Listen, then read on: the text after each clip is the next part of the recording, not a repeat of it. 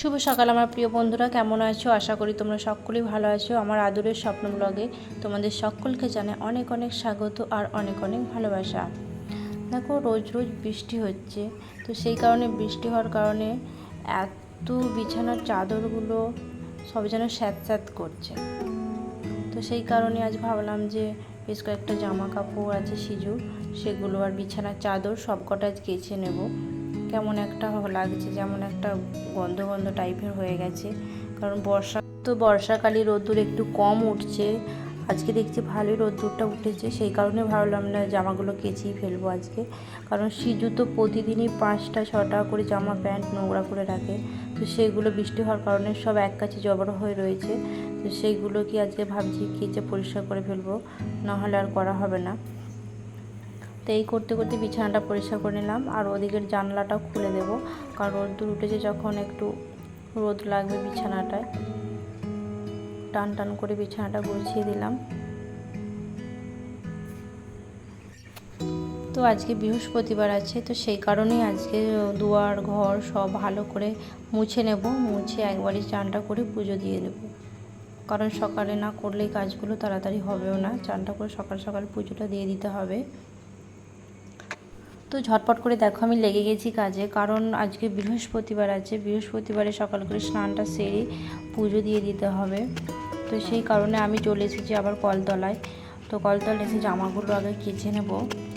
আর চারিপাশে দেখো, কলতলার চারিপাশে এত পরিমাণে ঘাস হয়ে গেছে, আর বাবা রোজই জানো তো পরিষ্কার করে দেয়, প্রায়ই পরিষ্কার করে দেয়। তো তা তো কীভাবে যে এত ঘাস হচ্ছে এটাই বুঝতে পারি না। বর্ষাকাল বলে হয়তো হচ্ছে। চারিপাশে দেখো না, বন জঙ্গল হয়ে গেছে। আর আমি এখানে কাজ করি বসে, আমার এত ভয় লাগে, চারিপাশে শুধু জোকে ভর্তি, জোকের ভয়ে ভয়ে কাজ করতে হয়, জানো তো।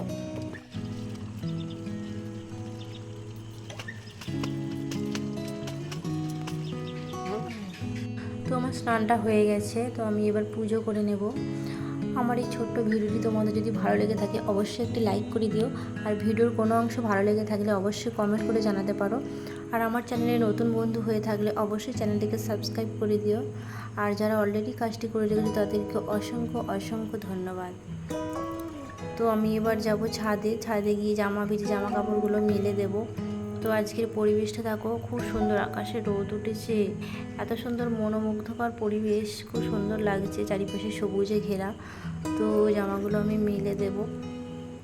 জানো তো বৃষ্টি নামছে ঘন ঘন, কখন কি নেমে যাবে তার ঠিক নেই। তো জামা কাপড়ে আমার ক্লিপ আটকানো হয়নি, কারণ একবার জানো তো জামা কাপড়ে ক্লিপ আটকায়নি, জামা উড়ে গিয়ে নিচে পড়ে গেছে। নিচে তো চারিপাশে জল, তো জলে ভর্তি, জামাগুলো খুঁজে আর পাচ্ছি না কোথায় পড়লো, যেয়ে দেখি না জলে ভরে ভাসছে।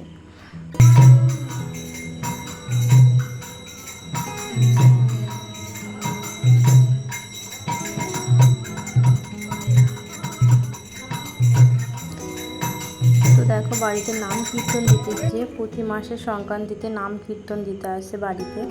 ওনাদের কাছে অনেক জ্ঞান অর্জন করা যায়, ভালো ভালো কথা বলে গেলেন ওনারা। তারপর দেখো আমি এ বাড়িতে চলে এসেছি রান্না করার জন্য। আজকে রান্না হবে টক, তো সেই কারণে আজকে আমি কড়াই তেল দিয়ে দিয়েছি, দিয়ে আমড়ার টক হবে। তো আমড়াগুলোকে আগে ভেজে তুলে নেব। আমড়া দিয়ে ভেন্ডি দিয়ে টক হবে, ভালো করে ভেজে তুলে নিলাম। তো একই কড়াতে আবারই একটু তেল দিয়ে দেবো অল্প করে, দিয়ে 5 ফোড়ন আর লঙ্কা, গোটা লঙ্কা দিয়ে দেবো, দিয়ে ভালো করে ভাজবো। এই যে কেটে রাখা ভেন্ডিগুলো দিয়ে দেবো ওতে, দিয়ে ভালো করে নাড়াচাড়া করে গোটা মশলাগুলো দিয়ে দেবো। গোটা মশলার মধ্যে রয়েছে লঙ্কা বাটা, হলুদ বাটা, জিরে বাটা, সর্ষে বাটা। তো দিয়ে ভালো করে আগে মশলাটাকে কষে নেব। কষে পরিমাণ মতো জল দিয়ে দেবো, দিয়ে ঢাকা দিয়ে দেবো। পরে লবণটা চেক করে ঠিকঠাক করে দেখে আমড়াগুলো দিয়ে দেবো। ভেজে রাখা আমড়াগুলো দিয়ে ফুটে গেলেই নামিয়ে নেব। রেডি হয়ে গেল ভেন্ডি আর আমড়ার টক ঝাল। কড়াইতে আবারও দিয়ে দিয়েছি পরিমাণ মতো তেল, দিয়ে পেঁয়াজ কুচি। পেঁয়াজটি ভাজা ভাজা হয়ে গেলে দিয়ে দেব এতে পরিমাণ মতো 5 ফোড়ন। 5 ফোড়ন দিয়ে নাড়াচাড়া করে ভাজা হয়ে গেলে দিয়ে দেব কেটে রাখা সরু সরু করে আলু, দিয়ে ভালো করে ভাজতে হবে।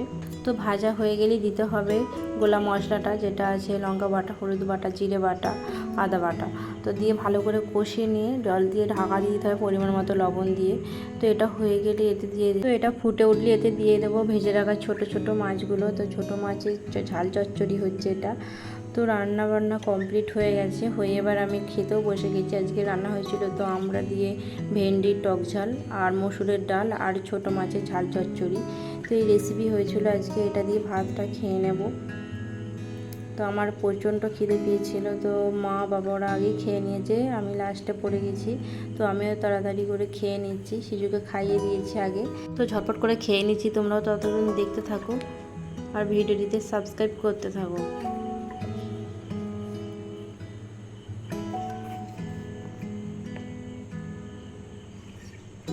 তো খাওয়া দাওয়া কমপ্লিট হয়ে গেছে, হয়ে যাওয়ার পর দেখো আমি বসে গেছি, খাওয়া দাওয়ার পর বসে আছি, রেস্ট নিচ্ছি। দুপুরে খাওয়া দাওয়ার পর একটু শুয়েছিলাম। তো সন্ধ্যের দিকে সিজুর আবদার মেটাতে আমাকে আসতেই হলো এই বাড়িতে। এসে সিজুর আবদার করলো যে মা আমি পায়েস খাবো, তো ওর জন্য পায়েস বানাতে আমি লেগে পড়েছি। তো ছোট মানুষ, বাচ্চা মানুষ যদি বলে আবদার করে, তো সেটা মায়েদেরই কর্তব্য না পালন করা। তো সেই কারণে ফার্স্টে ঘি দিলাম ফোড়নেতে, তেজপাতা দিয়ে ধুয়ে রাখা গোবিন্দভোগ চালটা একটু ভালো করে ধুয়ে নেড়ে নিলাম। ভালো করে নাড়া হয়ে গেলে ওর মধ্যে দিয়ে দেবো দুধ। এখন দেখো সিজুর বায়না করছে, সময় ডায়লগটা ঝাড়ছে এখানে, বলছে মা একটু গুঁড়ো দুধ দাও না, চেটে চেটে খাবো। তো ও সেই আবদারটা করছে আমার কাছে, বলছে আরও দাও খাবো। তো এগুলো বাচ্চাদের ছোট ছোট আবদার মায়েরা রাখতে ভালো লাগে বেশ। তো এখানে চালটা দিয়ে ভালো করে ভেজে নিচ্ছি, ভেজা হয়ে গেলে পরিমাণ মতো দুধ দিয়ে দেবো, গোলা দুধ। তো দিয়ে ভালো করে নাড়বো। তো ভালো করে নাড়া হয়ে গেলে এর মধ্যে দিয়ে দেবো গোটা এলাচ ফাটিয়ে দেবো মাঝখান থেকে। তো ফাটিয়ে দিয়ে পরিমাণ মতো লবণ দিয়ে দেবো, দিয়ে ঢাকা দিয়ে দেবো, কারণ এটা হতে অনেকটা টাইম লাগবে। তো এর মধ্যে দিয়ে দেবো পরিমাণ মতো চিনি আর কাজু কিশমিশ। তো কাজু কিশমিশ দিয়ে তো একটুখানি ফুটতে দিতে হবে, ফোটা হয়ে গেলেই নামিয়ে নেব। এখানে রেডি হয়ে গেছে, এখানে বাবাকেও দিয়ে দিয়েছি, সিজও খেতে বসে গেছে অলরেডি।